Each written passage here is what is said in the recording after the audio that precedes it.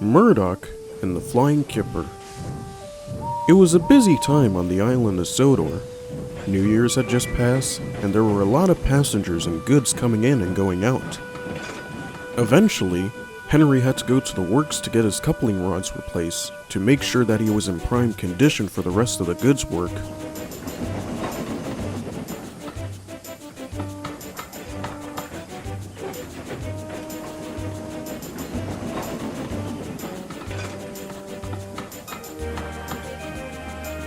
This meant the Fat Controller needed a replacement engine for the Flying Kipper for a few days, and one evening, he found just the right engine to do so.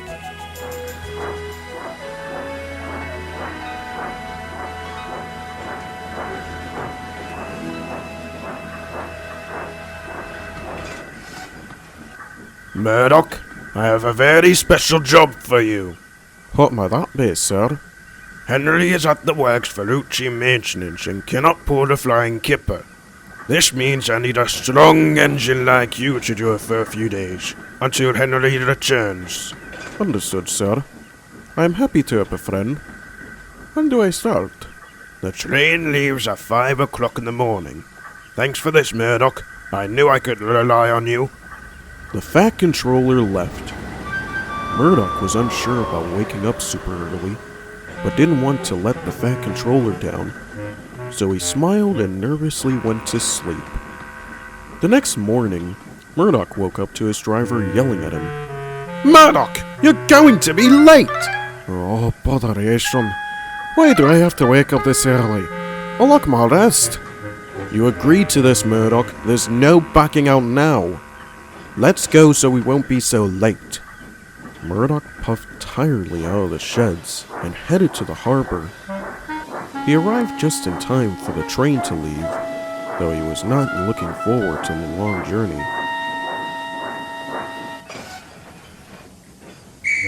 The guard soon blew his whistle, and they were on their way.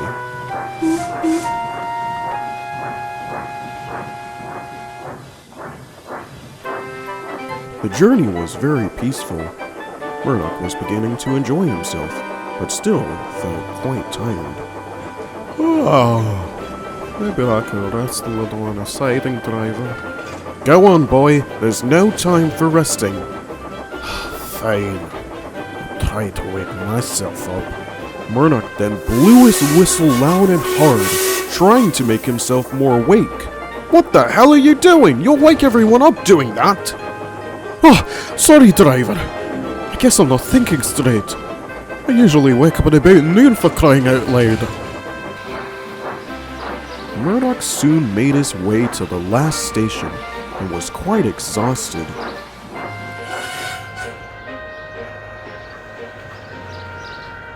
Well done, boy. You made it here 15 minutes early. Next time, let's try to make it an hour or two early.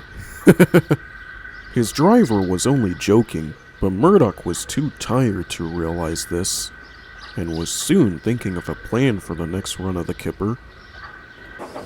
For the rest of the day, Murdoch pulled heavy goods trains all around the island. He was given a fresh batch of coal in his tender, and was now feeling quite well. At around 5, he was given the day off, so he could rest in the sheds until his second Kipper run. Soon, it was morning at the Kipper again, and this time, Murdoch was wide awake. Unfortunately, he was still planning on going through with his plan. They were soon at the harbor again, and set off.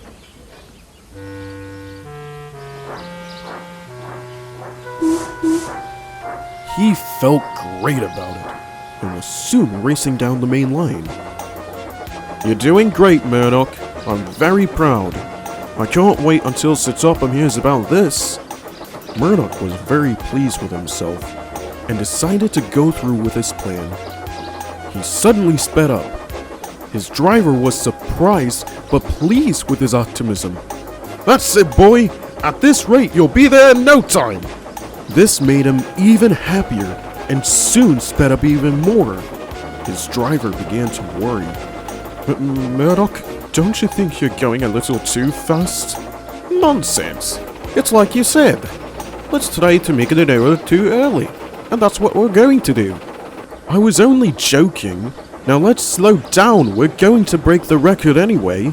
Alright then, driver. Murdoch was very pleased with himself and came into the station 45 minutes early. Ah, that was a nice run. Indeed it was, Murdoch. Great job! Murdoch was proud. For the rest of the day, he helped with the passenger trains. It was an unusual job for him, but he knew the Fat Controller was giving him more jobs because he proved himself to be very reliable. Murdoch's ego was at its peak now, and he soon started bossing engines around. He began chewing other engines out for being mere seconds late.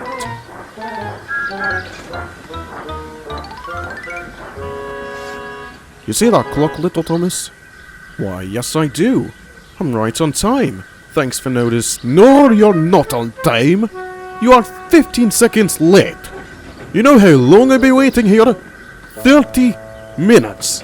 Thomas was surprised and immediately defended himself. What? I am not late at all. 15 seconds? Pah! It's not my fault that you're so early that you make passengers have to wait 30 minutes. This is a problem, Murdoch. You need to realize that. The only problem is no one can realize this railway's timetable is all wrong. That will be quite enough.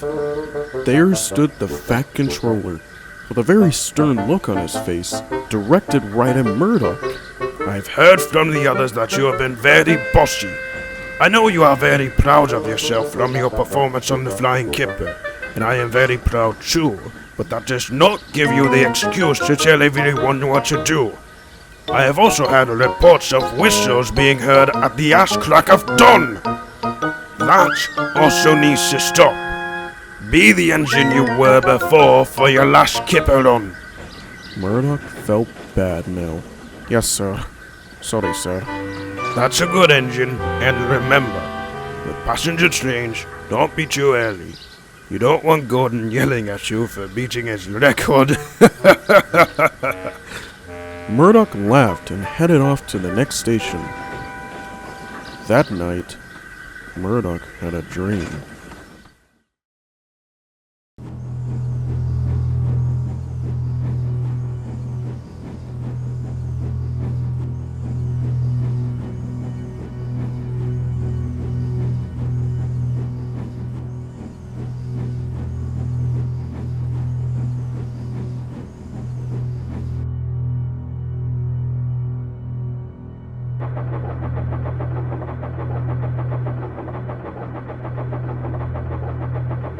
Murdoch! Murdoch! Wake up! Wake up, Murdoch!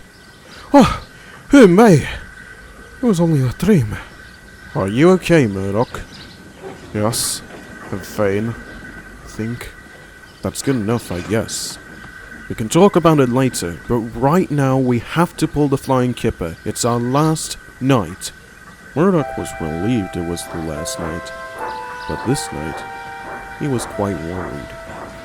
The dream had made him very anxious, and as a result, he got distracted and accidentally biffed the vans roughly before collecting himself again. Bloody hell, what was that? Oh, I'm terribly sorry. He soon set off, but he wasn't excited. He didn't have a plan, and he didn't go too fast.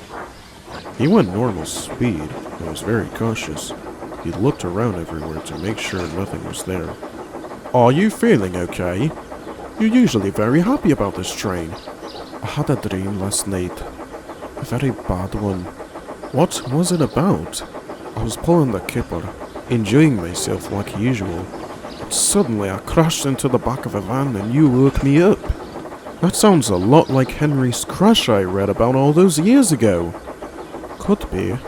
But why would I dream about it if it wasn't my crash? Search me. But it's best if we put that all beside us and get it done. If you say so. Murdoch soon made it to the station and let out a sigh of relief. See? Nothing went wrong. Oh. Thanks for being here, Vermeer. can't take the worrying and all about you reassuring me. That's what we're here for. Along with driving you and stoking up your coal. Yes, indeed. At the end of the day, Murdoch came home where the Fat Controller was waiting.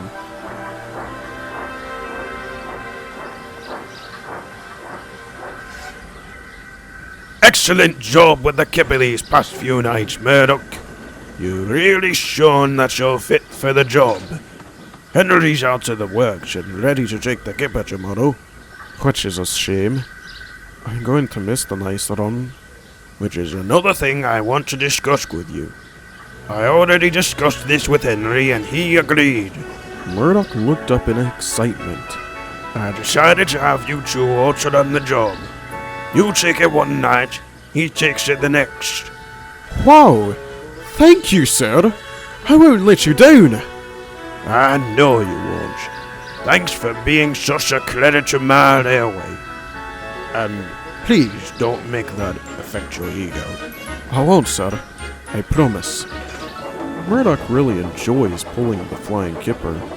At first he had to get used to the early morning runs, but eventually completely adjusted to it. Murdoch's bad dream was from hearing the crashes Henry had, and when he finally got that dream out of his head, he became more useful than ever.